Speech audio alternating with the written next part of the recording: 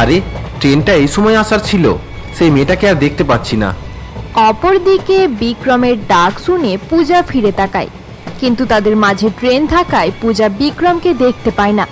কিছু সময় পর ট্রেন চলে যায়, কিন্তু তত সময় পর্যন্ত পূজা তার শাশুড়ির জন্য ওষুধ নিয়ে সেখান থেকে চলে গিয়েছিল। বিক্রম আবার তার সঙ্গে কথা বলতে পারে না। অপরদিকে মদন বাবু বাড়ি ফিরে আসে এবং মিনার সঙ্গে গল্প করতে থাকে। আমি জানি মিনা, বিক্রমকে সত্যি কথা বলতে তোর ভয় করছে, কিন্তু আর কতদিন পর্যন্ত তুই এই কথাটি লুকিয়ে রাখবি? আমার এটাই চিন্তা যে তাকে সত্যি কথা বলতে তুই দেরি না করে ফেলিস। কিন্তু বাবা, বিক্রম নিজের পুরানো জীবনের ব্যাপারে কিছু জানে না, তাকে এই সময় কথাগুলো বললে সে সাহস হারিয়ে ফেলবে। কিন্তু মিনা, এই সময় তুই তাকে কথাগুলো বলে দিলে সে সহ্য করে নিতে পারবে এবং সেভাবে নিজেকে মানিয়ে নেবে। বাবা, আমার মধ্যে সেই সাহস নেই যে আমি তাকে কথাগুলো বলবো। আমি অনেকবার চেষ্টা করেছি বাবা, কিন্তু তাকে বলতেই পারছি না। মিনা তার বাবার সঙ্গে বসে হল রুমে গল্প করছিল। অপরদিকে বিক্রম তার রুমে বসে কিছু চিন্তা করতে থাকে। আজকাল মিনা অনেক টেনশনের মধ্যে থাকে, আমাকে কিছু বলতে চাইছে না। তার বাবা আসার পরে তার সঙ্গে লুকিয়ে লুকিয়ে কিছু কথা বলছে। সেদিন রাতে আবার লুকিয়ে লুকিয়ে কিছু পড়ছিল এবং আমাকে দেখতে পেয়ে কথা ঘুরিয়ে দিয়েছিল। বিক্রম এই সমস্ত কথা ভাবতে ভাবতে মিনার আলমারি খোলে, যেখানে মিনা তার সমস্ত ডকুমেন্ট রাখে। সেখানে রাখা কাগজ পড়তে পড়তে বিক্রম একটি ফাইল দেখতে পায় এবং অবাক হয়ে যায়। অপরদিকে হল রুমে। হ্যাঁ বাবা, জানি আমার ক্যান্সার আছে, আমি বেঁচে থাকতে চাই, বিক্রমের সঙ্গে থাকতে চাই, কিন্তু আমার কপালে হয়তো এটা নেই। আমার কাছে মাত্র আর 6 মাস পড়ে রয়েছে, মাত্র 6 মাস। মিনা তার বাবাকে এই সমস্ত কথা বলছিল। এমন সময় হাতে ফাইল নিয়ে বিক্রম সেখানে আসে। এসব কি মিনা? তুমি এত বড় কথা আমার থেকে লুকিয়ে রেখেছিলে কেন? তুমি আমাকে ক্ষমা করে দাও বিক্রম, আমি তোমাকে এই কথাটি বলতে পারছিলাম না। সত্যি কথা জানার পর বিক্রম এবং মিনা অনেক দুঃখী হয়ে গিয়েছিল। দুজনে একে অপরকে সামলাতে সামলাতে এটা ভুলে যায় যে তাদের ছেলে পিন্টু স্কুলের বাইরে তাদের অপেক্ষা করছে এবং তাকে আনতে যেতে হবে। পিন্টু যখন স্কুলের বাইরে দাঁড়িয়ে তার বাবা মায়ের অপেক্ষা করছিল, এমন সময় পূজা সেখানে আসে। Aunty, aunty. আরে পিন্টু, তুমি এই স্কুলে পড়ো? হ্যাঁ আন্টি, আমি এখানে পড়ি। আপনি এখানে কি করছেন? আমি এখানে একটা কাজে এসেছিলাম। তুমি একা গেটের বাইরে দাঁড়িয়ে আছো কেন? স্কুল ছুটি হয়ে গেছে, মা প্রতিদিন আমাকে নিতে আসে, কিন্তু জানি না আজ নিতে আসেনি কেন। আচ্ছা ঠিক আছে, চলো আজ আমি তোমাকে বাড়ি পৌঁছে দিয়ে আসি। তোমার বাড়ির রাস্তা জানা আছে তো? হ্যাঁ আন্টি, আমি চিনি, তুমি চলো, আমি তোমাকে দেখিয়ে দিচ্ছি। এরপর পূজা পিন্টুকে তার গাড়িতে বসিয়ে নেয় এবং তার বাড়ির দিকে যেতে থাকে। আরে পিন্টু, তোমার মায়ের নাম মিনা, তাই তো? হ্যাঁ আন্টি, আপনি ঠিক বলেছেন। তোমার বাবার নাম কি? পিন্টু তার বাবার নাম বলতেই যাচ্ছিল, এমন সময় পূজার ফোন চলে আসে। হ্যাঁ মা, আমি ওষুধ নিয়ে নিয়েছি, আধ ঘন্টার মধ্যে বাড়ি পৌঁছে যাব। আন্টি, ওটা আমার বাড়ি, ওখানে গিয়ে থামিয়ে দিন।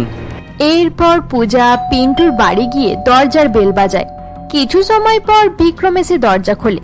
পূজা এবং বিক্রম একে অপরকে সামনে দেখে অবাক হয়ে দাঁড়িয়ে থাকে। এরই মধ্যে মিনা সেখানে আসে। আরে পূজা, আপনি এখানে?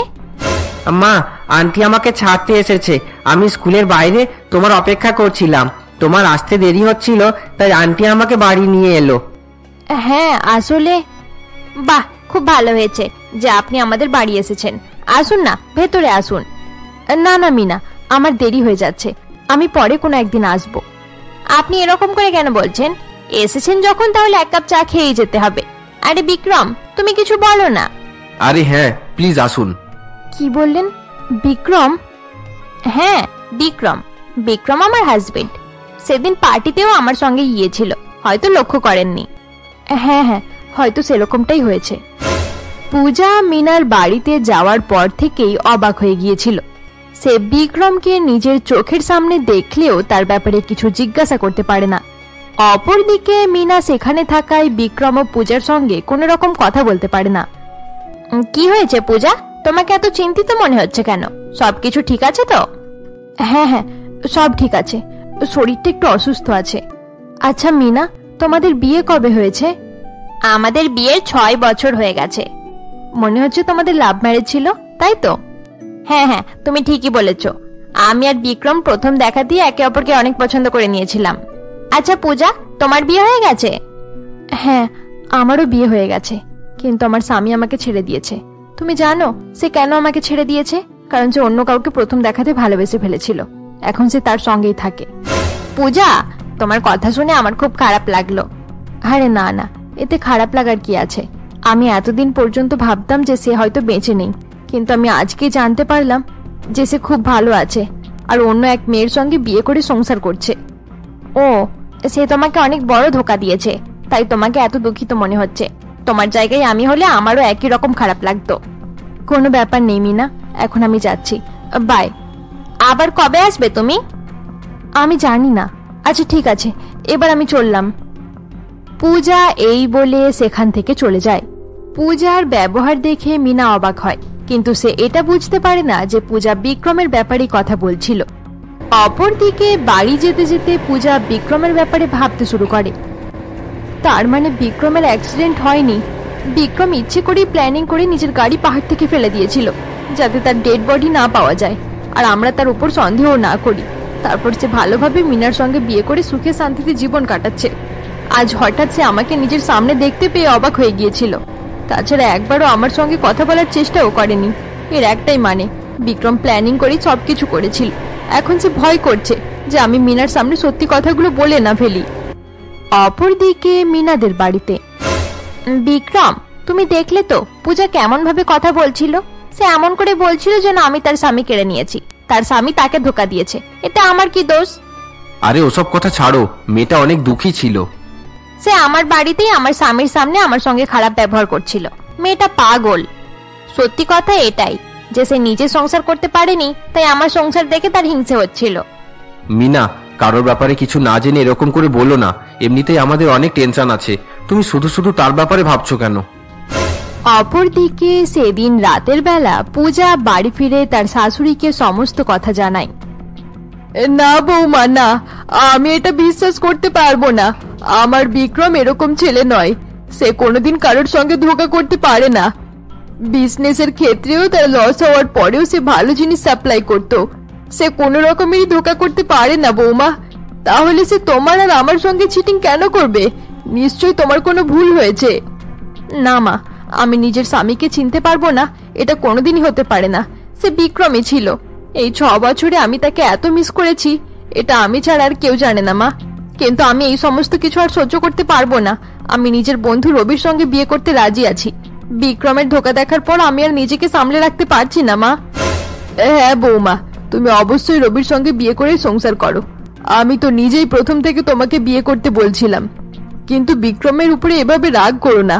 হয়তো তুমি যেই বিক্রমের সঙ্গে দেখা করে এসেছো সেটা আমার ছেলে নয়, সেটা অন্য কেউ। মা প্লিজ, এই ব্যাপারে আমি আর কোনো কথাই বলতে চাই না। বিক্রমকে মিনার সঙ্গে দেখার পর পূজা অনেক কষ্ট পেয়েছিল। এরপর পূজা নিজের রুমে গিয়ে কান্নাকাটি করতে শুরু করে। আমি কালকেই রবির সঙ্গে দেখা করতে যাব আর বিয়ের কথা বলবো।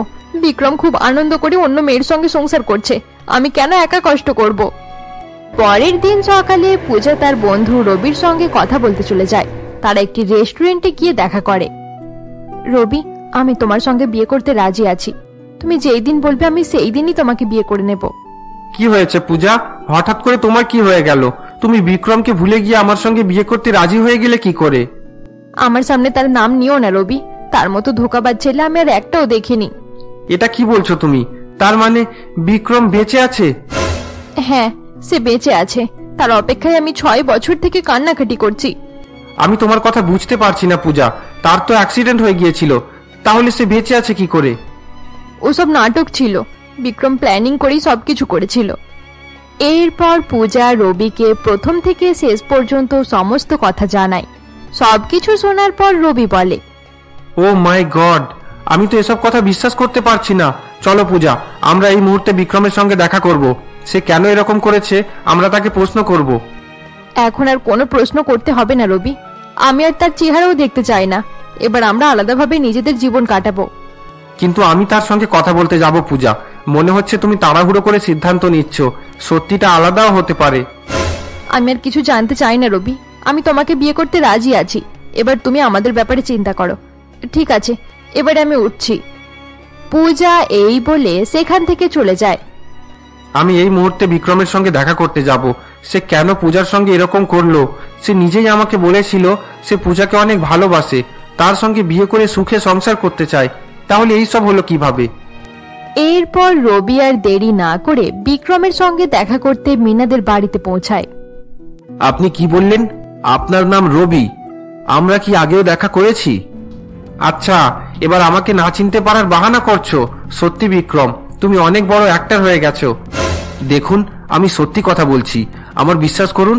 আমার একটা অ্যাক্সিডেন্ট হয়ে গিয়েছিল, যার পর থেকে আমার কিছু মনে পড়ছে না। আমি নিজের পুরানো দিনের কথাগুলো ভুলে গেছি, শুধু নিজের নামটাই মনে রাখতে পেরেছি। অনেক চেষ্টা করি যাতে পুরানো কথাগুলো মনে পড়ে যায়, কিন্তু কিছুই মনে পড়ে না। বাহ, খুব ভালো নাটক শুরু করেছো। আমি তোমাকে মিথ্যে বলছি না রবি, সব সত্যি বলছি। কিন্তু বারবার আমি স্বপ্নে পূজাকে দেখতে পাই, বুঝতে পারি না তার সঙ্গে আমার কি সম্পর্ক আছে। এটা তুমি কি বলছো? তুমি কি সত্যি পূজাকে স্বপ্নতে দেখতে পাও? হ্যাঁ, আমি সত্যি বলছি। সে পরশুদিন আমার বাড়িতে এসেছিল মিনার সঙ্গে দেখা করার জন্য, কিন্তু তাকে সামনে দেখার পরেও আমি কিছুই মনে করতে পারিনি। বিক্রম, ভালো করে আমার কথা শোনো, পূজা তোমার স্ত্রী। হোয়াট? রবি বিক্রমকে এই সমস্ত কথা বলছিল। এমন সময় মিনা দূরে দাঁড়িয়ে সমস্ত কথা শুনে ফেলে। এটা আমি কি শুনছি? পূজা বিক্রমের ওয়াইফ? কি বললে? পূজা আমার ওয়াইফ? কিন্তু পূজাকে তুমি নিজে পছন্দ করে বিয়ে করেছিলে, কিন্তু তার কপাল খুব খারাপ ছিল। বিয়ের মাত্র 2 দিন পরেই তোমার অ্যাক্সিডেন্ট হয়ে যায়। অ্যাক্সিডেন্টের পর তোমার ডেড বডিটাও পাওয়া যায়নি। 6 বছর পর্যন্ত পূজা এটাই ভাবছিল যে তুমি মারা গেছো। সে তোমার কথা মনে করে খুব কষ্টে জীবন কাটাচ্ছিল। সে এক মুহূর্তের জন্যও তোমার মাকে একা ছাড়েনি। আজ পর্যন্ত সে তোমার বাড়িতে থেকে তোমার মায়ের সেবা করে। তুমি জানো, তোমাদের ফ্যামিলি বিজনেসটাও পূজা একাই সামলায়। এবার আমি কি করব? পূজা যেদিন মিনার সঙ্গে দেখা করতে এখানে এসেছিল, সেদিন তার মনে রাগ, দুঃখ সব কিছু ছিল। হয়তো সে আমার সঙ্গে কথা বলতে চাইছিল, কিন্তু মিনার জন্য সে কিছুই বলতে পারল না। আমিও তাকে নিজের স্বপ্নের ব্যাপারে কিছুই বলতে পারিনি।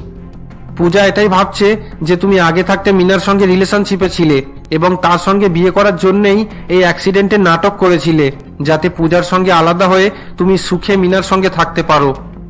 না রবি, আমি ইচ্ছে করে কিছু করিনি। এখন আমি এমন ভাবে ফেসে গেছি যে কাকে ছাড়বো এবং কার সঙ্গে থাকবো কিছুই ঠিক করতে পারছি না। আমি তোমার সংসার ভাঙতে চাই না বিক্রম। আমি শুধু এটাই জানতে চাইছিলাম যে তুমি পূজার সঙ্গে এত বড় ধোঁকা কেন করলে। কিন্তু এবার আমি জানতে পেরে গেছি যে এই সব কিছু ঈশ্বরের খেলা। ঠিক আছে বিক্রম, এবার আমি যাই। তুমি মিনার সঙ্গে সুখে শান্তিতে নিজের জীবন কাটাও। মিনা তোমার ফিউচার। রবি এই বলে সেখান থেকে চলে যায়। অপরদিকে তাদের কথা শোনার পর মিনা নিজের রুমে গিয়ে দুঃখী হয়ে বসে পড়ে। আমি চাইলেও বিক্রমের সঙ্গে থাকতে পারবো না। আমার কাছে মাত্র কয়েকটা দিনই পড়ে রয়েছে, কিন্তু এই পৃথিবী থেকে যাওয়ার আগে আমি বিক্রমকে আর পূজাকে এক করে দিতে চাই। পূজার ব্যাপারে জানার পর থেকে বিক্রম অনেক দুঃখী হয়ে গিয়েছিল। অপরদিকে সময়ের সঙ্গে সঙ্গে মিনা আরো বেশি অসুস্থ হতে থাকে। অন্যদিকে পূজা এটা ভাবছিল যে বিক্রম তাকে ধোঁকা দিয়েছে এবং সে রবিকে বিয়ে করার জন্য তৈরি ছিল। তারপর একদিন মিনা বিক্রমের মায়ের সঙ্গে দেখা করতে আসে এবং তাকে সমস্ত কথা জানিয়ে দেয়। কি বললে? আমার ছেলে বেঁচে আছে? তুমি কি সত্যি কথা বলছো? হ্যাঁ মা, আমি সত্যি কথাই বলছি। বিক্রম আমার হাজবেন্ড। আমাদের 5 বছরের একটা সন্তানও রয়েছে। কিন্তু আমার কপাল খারাপ, আমি বিক্রমের সঙ্গে সারা জীবন থাকতে পারবো না। বিক্রম শুধু পূজার জন্য। কিন্তু পূজা তো অন্য কিছু ভেবে বসে আছে। আমি জানি পূজা বিক্রমকে ভুল ভাবছে। আমি তাকে বোঝাবো, আমি সবকিছু ঠিক করে দেব। আমার মনে হয় পূজা আর রাজি হবে না। সে রবিকে বিয়ে করার জন্য শপিং করতে গেছে। খুব তাড়াতাড়ি তাদের বিয়ে হতে চলেছে। একদিকে আরতি এবং মিনা কথা বলছিল, অপরদিকে পূজা একটি শপিং মলে গিয়ে রবির অপেক্ষা করতে থাকে। আরে এত দেরি হয়ে গেল, রবি এখনো পর্যন্ত এলো না কেন? তাকে ফোন করার চেষ্টা করছি, ফোনটাও তো লাগছে না। পূজা রবির অপেক্ষা করতে করতে শপিং মলের একটি চেয়ারে গিয়ে বসে পড়ে। এমন সময় পেছন থেকে বিক্রম তার কাছে আসে। পূজা? আরে বিক্রম, তুমি এখানে কি করতে এসেছো? আমাকে ক্ষমা করে দাও পূজা, আমি তোমার সঙ্গে ঠিক করিনি, কিন্তু আমি সত্যি কথা বলছি যে আমি তোমার কোনো রকমেরই কথা শুনতে চাই না বিক্রম। তুমি এখান থেকে চলে যাও। আমি রবিকে বিয়ে করতে চলেছি। আমি নতুনভাবে নিজের সংসার তৈরি করব। তোমার সঙ্গে আমার আর কোনো সম্পর্ক নেই। সবার মুখে বিধবা শুনে শুনে আমি বিরক্ত হয়ে গেছি। এরপর আর কোনোদিনও কেউ আমাকে বিধবা বলবে না। পূজা বিক্রমকে এই সমস্ত কথা বলছিল। এমন সময় রবি সেখানে আসে। পূজা, তুমি 6 বছর আগেই বিক্রমের বউ হয়ে গিয়েছিলে। এখন বিক্রম তোমার সামনে দাঁড়িয়ে আছে। এটাই তোমার আসল ভালোবাসা। বিক্রম তোমার আসল স্বামী। এসব তুমি কি বলছো রবি? এরপর রবি পূজাকে সমস্ত কথা জানায়। সবকিছু শোনার পর পূজা বলে, মিনা কি এসবের ব্যাপারে জানে? সে যদি এই কথাগুলো জানতে পারে তাহলে সে কত কষ্ট পাবে এটা তুমি একবারও ভেবে দেখেছো? মন ভাঙলে কত কষ্ট হয় এটা আমি খুব ভালোভাবেই জানি। আমি সবার আগে তোমার সঙ্গে এই ব্যাপারে কথা বলতে চাইছিলাম। এখন পর্যন্ত মিনাকে এই ব্যাপারে কিছুই জানাইনি। আমি আজকেই মিনাকে সব কথা বলে দেব। না বিক্রম, তোমাকে আর কোনো কিছুই বলতে হবে না। তুমি মিনার কাছে চলে যাও। এবার সেটাই তোমার জীবন। তার এরকম খারাপ সময়ে তোমাকে তার পাশে দাঁড়ানো দরকার। আমি তোমাকে ছাড়া বাঁচতে শিখে গেছি, কিন্তু মিনা হয়তো তোমাকে ছাড়া থাকতে পারবে না। রবি এবং পূজার কথায় বিক্রম ঠিক করে নেয় যে বাকি জীবন সে মিনার সঙ্গেই কাটাবে, এবং পূজাও ঠিক করে নেয় সে রবির সঙ্গে বিয়ে করে বিক্রমের জীবন থেকে চিরদিনের জন্য সরে যাবে। অপরদিকে মিনা চাইতো বিক্রম পূজার সঙ্গে বিয়ে করে নিক এবং তারা দুজন মিলে তার ছেলে পিন্টুকেও আপন করে নিক। কয়েকদিন পর পূজা এবং রবির বিয়ের দিন চলে আসে। পূজা তার রুমে বসে তৈরি হচ্ছিল, কিন্তু সে মন থেকে অনেক দুঃখী ছিল। এবার সে ঠিক করে নিয়েছিল যে সে নতুন করে জীবন শুরু করবে। অপরদিকে তাদের প্রতিবেশী দুই মহিলা তাদের ব্যাপারে কথা বলতে শুরু করে। দেখো পার্বতী দি, আরতির বৌমা পূজা দ্বিতীয় বিয়ে করছে। হ্যাঁ, সেটা তো করারই ছিল। বাইরে এত প্রেম করে বেড়াচ্ছিল, এরকম মেয়েরা দ্বিতীয় বিয়ে করবে না তো কারা করবে? কিছু সময় পর বরের গাড়ি আসে এবং গাড়ি থেকে রবি, বিক্রম এবং মিনা বেরিয়ে আসে। কিন্তু রবির জায়গায় বিক্রম বরের পোশাক পরে এসেছিল। বিক্রমকে বররূপে দেখে দুই প্রতিবেশী মহিলা অবাক হয়ে যায়। আরে, এটা তো বিক্রম! বিক্রম এখনো বেঁচে রয়েছে। তার মানে পূজার বিয়ে বিক্রমের সঙ্গেই হতে চলেছে। আরে, এটা তো আমিও বিশ্বাস করতে পারছি না। এরপর রবি, মিনা এবং মদন বাবু পূজার রুমে আসে। এসব কি চলছে মিনা? তোমরা সবাই মিলে আমার জীবন খারাপ করা বন্ধ করো। আমাকে ক্ষমা করে দাও পূজা। তুমি বিক্রমের সঙ্গে বিয়ে করে আবার নতুন জীবন শুরু করো। আমি বেশি দিন পর্যন্ত বেঁচে থাকবো না। আমার ছেলের জন্য তুমি বিক্রমের সঙ্গে বিয়ে করে নাও পূজা। আমি তোমার কাছে রিকোয়েস্ট করছি। কিন্তু মিনা, তুমি বারণ করো না পূজা। হয়তো ঈশ্বর এটাই চায়। আমি কয়েক বছর থেকে নিজের ক্যান্সার হওয়ার কথা লুকিয়ে রেখেছিলাম, কিন্তু যেই দিন বিক্রম এটার ব্যাপারে জানতে পারলো সেই দিনই তুমি আমাদের বাড়িতে এলে। তারপর সমস্ত সত্যি কথাগুলো বাইরে চলে এলো। এবার তুমি বিক্রমকে ছেড়ে রবির সঙ্গে বিয়ে করতে চলেছো। এটা ঠিক হবে না পূজা। তুমি প্লিজ এরকম করো না। পূজা মা, আজ থেকে 6 বছর আগে আমার ড্রাইভার যে ভুল করেছিল, হয়তো সেটার জন্য আমাকে এই দিন দেখতে হচ্ছে। আমার একমাত্র মেয়ে চিরদিনের জন্য আমাকে ছেড়ে চলে যাচ্ছে। আমি অন্তত বিক্রমকে নিজের জীবনে হ্যাপি দেখতে চাই। বিক্রম তোমাকে ছাড়া আর কারোর সঙ্গে হ্যাপি থাকতে পারবে না পূজা। আমি ভালো করে জানি পূজা, তুমি আজ পর্যন্ত বিক্রমকে ভালোবাসো, তাই তুমি এতদিন বিয়ে করার জন্য বারণ করছিলে। মিনা এবং রবির বারবার বোঝানোতে পূজা বিক্রমকে বিয়ে করার জন্য রাজি হয়ে যায়। এরপর খুব ধুমধাম করে বিক্রম এবং পূজার বিয়ে হয়ে যায়। কয়েকদিন পর মিনা ক্যান্সারের কারণে মারা যায় এবং তারপর থেকে পূজা পিন্টুকে নিজেদের ছেলের মতো করেই মানুষ করতে থাকে। সময়ের সঙ্গে সঙ্গে বিক্রম তার পুরানো জীবন মনে করতে শুরু করে এবং তারা সকলে মিলেমিশে হাসি খুশিতে জীবন কাটায়। বন্ধুরা, আমাদের গল্পের সিরিজ এখানেই শেষ করা হলো। গল্পটি ভালো লেগে থাকলে অবশ্যই লাইক, কমেন্ট এবং শেয়ার করে দিও। এরকমই নতুন নতুন গল্প দেখার জন্য আমাদের চ্যানেলকে সাবস্ক্রাইব করতে ভুলবে না।